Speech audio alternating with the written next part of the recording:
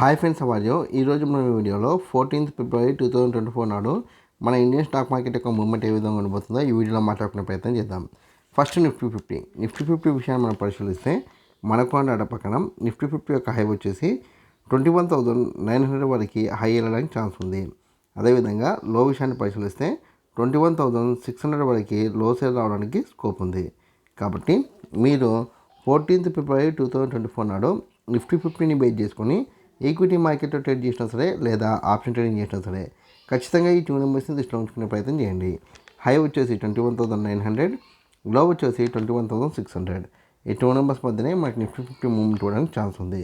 దాని తర్వాత మనకున్న మరొక ఇండెక్స్ బ్యాంక్ నిఫ్టీ విషయాన్ని మనం పరిశీలిస్తే మనకు డేటా ప్రకారం బ్యాంక్ నిఫ్టీ యొక్క హై వచ్చేసి 45,850 వరకు హై అయితే వెళ్ళడానికి ఛాన్స్ కనిపిస్తుంది. అదేవిధంగా లో విషయాన్ని పరిశీలిస్తే 45,200 వరకు లో సేల్ రావడానికి స్కోప్ ఉంది. కాబట్టి మీరు 14th ఫిబ్రవరి 2024 నాడు బ్యాంక్ నిఫ్టీని బేస్ చేసుకొని ఆప్షన్ ట్రేడింగ్ చేస్తే ఖచ్చితంగా ఈ 2 నెంబర్స్ని దృష్టిలో ఉంచుకునే ప్రయత్నం చేయండి. హై వచ్చేసి 45,850, లో వచ్చేసి 45,200. ఈ 2 నెంబర్స్ మధ్యనే బ్యాంక్ నిఫ్టీ మూవ్మెంట్ ఇవ్వడానికి ఛాన్స్ ఉంది.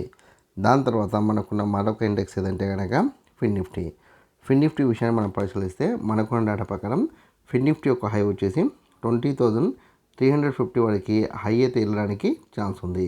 అదేవిధంగా లో విషయాన్ని పరిశీలిస్తే 20,050 వరకు లో సేల్ రావడానికి స్కోప్ ఉంది.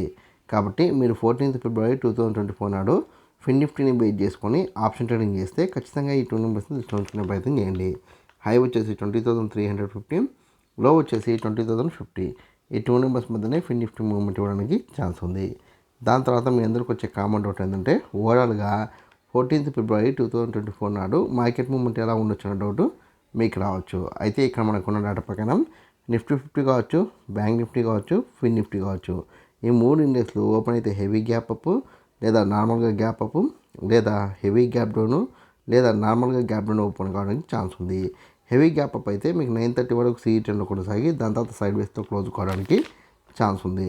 నార్మల్గా గ్యాప్ అప్తో ఓపెన్ అయితే మీకు 9:45 వరకు CE10లో కొనసాగి మీకు అలాగే 1:30 తర్వాత మళ్ళీ సీలోకి వెళ్ళడానికి ఛాన్స్ ఉంది.